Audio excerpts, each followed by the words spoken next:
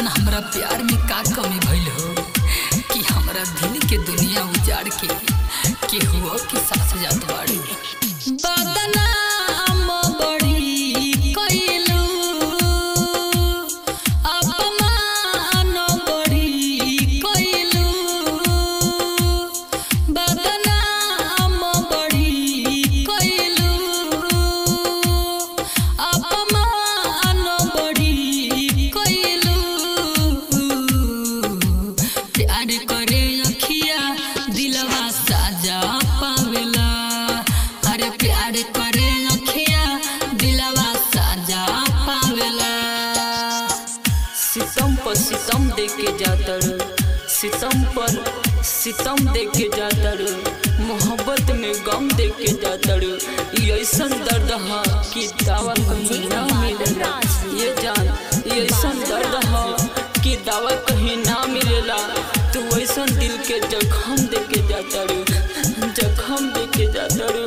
तड़पत छोड़ दिहलू बेचारे बाजार में, कौन कमी रहे बोला हमरा हो प्यार में।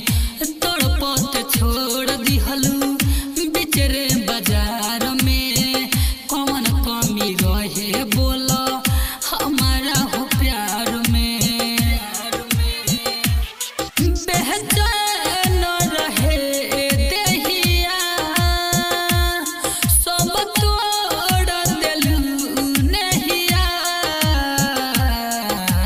प्यार करे अखिया दिलवा साजा पावेला, अरे प्यार करे अखिया दिलवा साजा पावेला।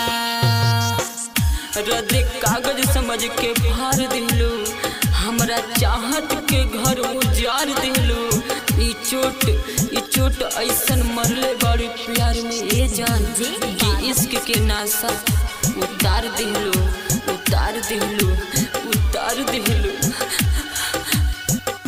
रहल न जाला पीर सहल न जाला, दिलवा के बतिया केहू से कहलो न जाला। रहल न जाला पीर सहल न जाला,